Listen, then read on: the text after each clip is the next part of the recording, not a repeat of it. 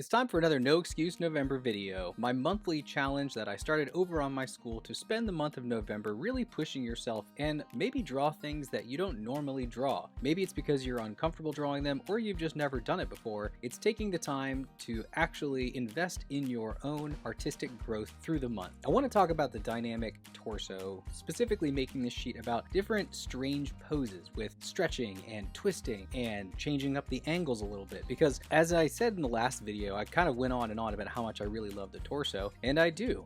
It gives you tons of movement, tons of information, and honestly, the more I draw and the more I kind of pay attention to these anatomical studies and I keep looking, I really understand why all of those old masters and stuff would just do torso busts, because there's just so much to it. There's a lot of energy, there's a lot of movement, there's so much intricacy, but the variations that you can find are just so crazy, and I really enjoy being able to play with the dynamism that you can find within the torso, especially because of the amount of movement that you have. You have your spine, which obviously holds everything together, but you've got that rib cage and got that pelvis, which they can just kind of swivel and rotate, and you have a lot of this rhythm and balance that happens when you shift the shoulders to one side and then the hips will contrapposto, and you just have all of these different things and these elements that play off of each other that really make something super cool and really dynamic. And I really love making figures in action, and so a lot of times I try not to, or at least I try to avoid a lot of really flat or straight on shots, because you're just missing out on so much really interesting visual information. So I always like to tilt my figures, whether I'm putting them in a 3/4,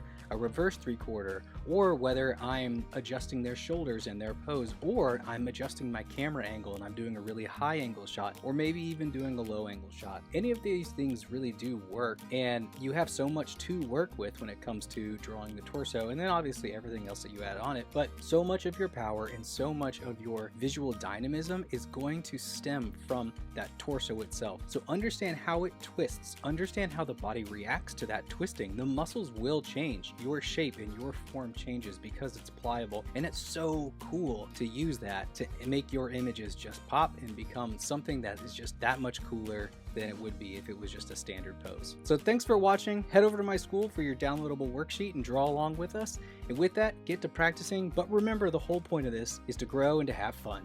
Thanks, everybody.